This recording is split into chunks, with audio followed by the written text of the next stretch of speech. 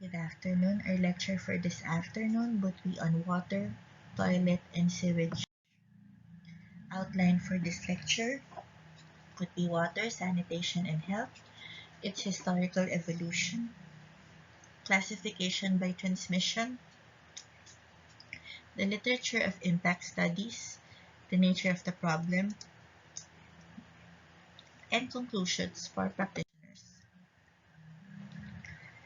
Because of the population of India, stress of water in India is very large. So annual water withdrawal would reach up to 800 billion cubic meters. So India exported 37.2 lakh tons of basmati. To export this rice, the country used around 10 trillion liters of water. In other words, India virtually exported 10 trillion liters of water. At least one-fifth of this would have been surface and groundwater. So in these times of global climate change, water is the one commodity where you do not want a trade surplus. So it's important to note that India's annual freshwater withdrawal exceeds that of even China. India's largest cities produce 38 billion liters of wastewater daily, all of which will have to be recycled eventually. While that requires major investment in treatment facilities, the government will need to provide sufficiently attractive wastewater contracts to realize the full potential of the market. When per capita availability drops below 1,700 cubic meters annually, the situation is described as water stress. By 2050, India won't be far from the 1,000 cubic meter mark below which water scarcity begins. So in these basins, the majority have lower than average storage.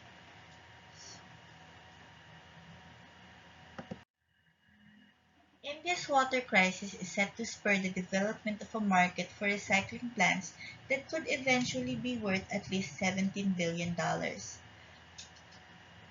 Two top European water companies said last year that they are looking to expand in India. Chennai-based VA Tech, which builds treatment plants, has climbed 130% in the past 5 years. So urban sewage in India, 87% of the country's urban population has access to household or community sanitation. The collection, treatment, and disposal of wastewater is a cause for concern. Only a third of all households are covered by sewer networks, with 47% of households relying on-site sanitation systems. The low coverage is also compounded by the grossly insufficient treatment capacities in urban centers. According to the Central Pollution Control Board's municipal sewage treatment plants listed across India, 522 work.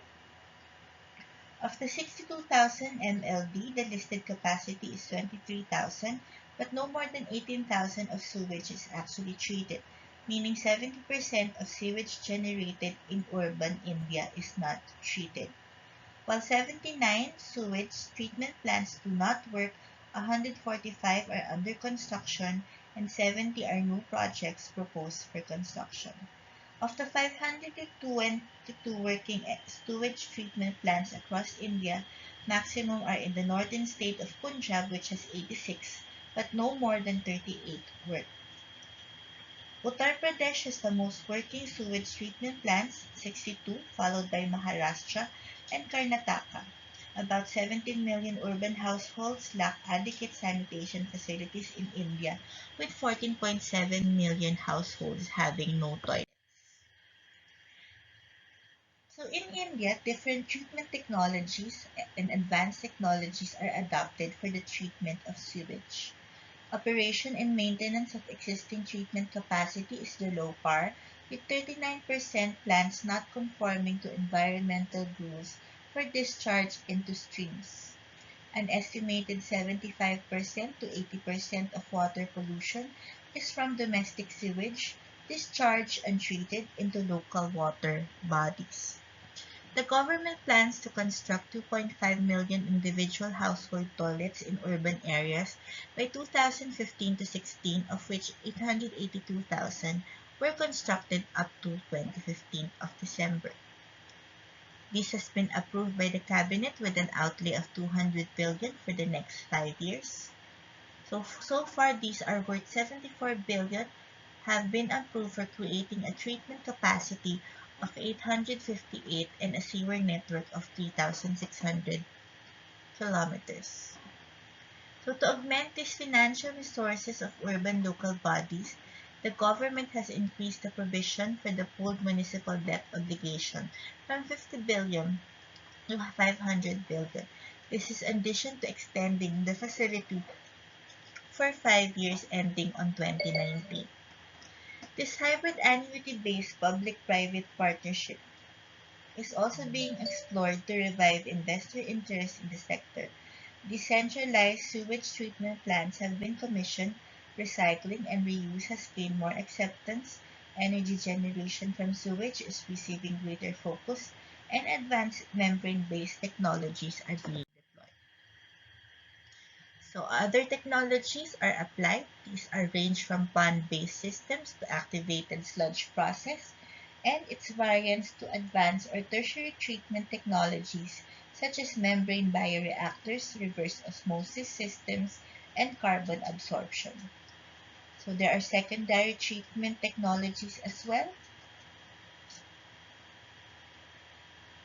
And companies are employing zero liquid discharge system, an advanced technology to purify and recycle virtually all of the wastewater produced. Another area of focus is real-time monitoring and automation, and other trends would include increased water recycling and reuse programs to reduce water consumption and discharge needs, implementation of solid waste reduction and waste-to-energy projects, use of advanced treatment technologies, and a focus on reducing energy costs associated with wastewater treatment. So in some cases, manufacturers are combining to create common effluent treatment plants to improve wastewater treatment economics. These cost less to build and operate on a per cubic meter treated basis than a collection of individual sites. So problem of wastewater treatment plant would depend on two key factors: the quality of raw effluent and the quality of the receiving medium. So most cities in India do not have the facilities to treat human excreta or chemical industrial waste. Furthermore, these plants are technologically backward and were built at times when the nature of waste was biological and not chemical. In time, the quantity and characteristic of wastewater discharge has drastically changed. In their current state, most wastewater treatment plants are obsolete and are in need of newer technology and capacity expansion. An important factor that hinders wastewater treatment is unavailability of land for building new plants. Land is in short supply in urban India and also a very expensive commodity. As a result, cities and towns are finding it difficult to manage and treat the huge quantities of waste generated on a daily basis. So these are major deterrents: construction and maintenance. So retrofit or upgrading of existing wastewater treatment can solve the problem and increasing its capacity. So this would be less capital intensive than building a new plant. It optimizes working of the existing plant while also increasing its lifespan. Membrane technology plays a vital role in retrofits. Low-pressure ultrafiltration membranes that can be fitted downstream of aeration systems of existing plants offer multiple benefits of capacity expansion and improved effluent quality. So, few advantages of retrofitting with membrane technology include improved productivity of wastewater treatment plants, reduction in per unit operating costs, significant improvement in quality that can make effluent reusable in new potable applications. These treatment plants that used to discharge effluent could be upgraded, and treated effluent could serve as a revenue generator. Examples of retrofits in India can be seen in the industrial sector, where plants have seen increase in capacity by more than 80% and improvement in effluent standards to reuse labels. This has been achieved with minimal investment in land and civil works. Such practices need to be translated in the municipal segment as well, thus reducing the investment burden for new plants. So why is water sanitation important?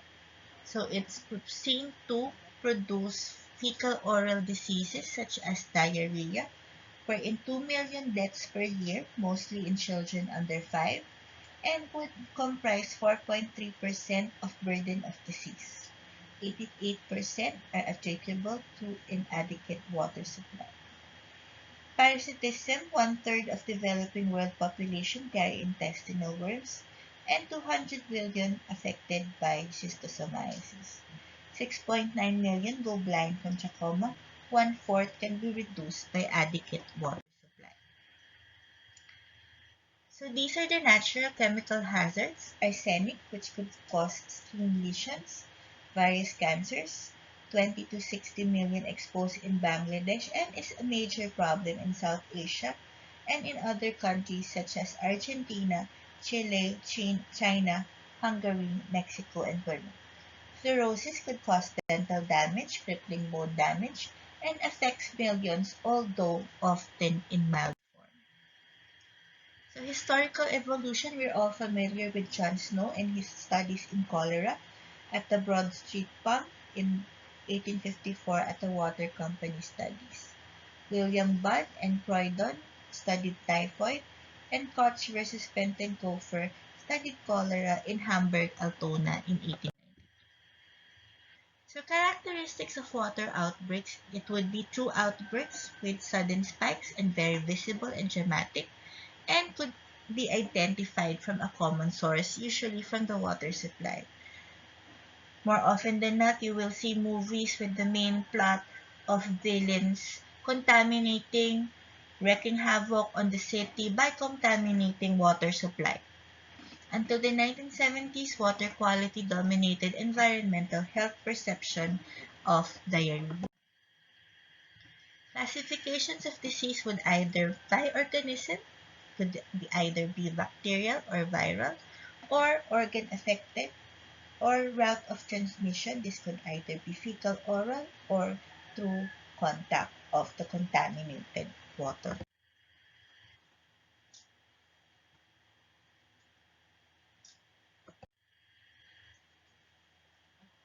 So this is the diagram. So sanitation of your feces, water supply could be transmitted by your fluids, fingers, flies, fields, then hygiene, and then would be ingested by the food, and eventually by the future victim.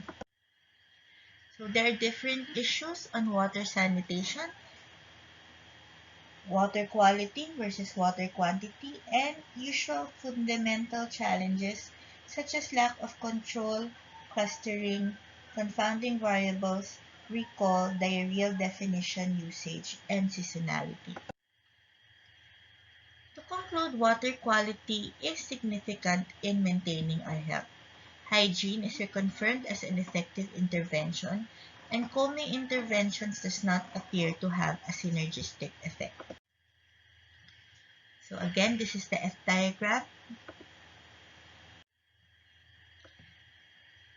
And our city would be our home, then our community, then our ward, then our whole city, at the river, and environment. But an environmental view would show the environment. The city is built near water systems. Our first civilizations are established near rivers.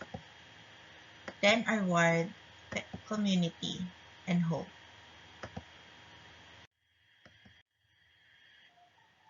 Take-home messages. So diarrhea is a huge problem in child health.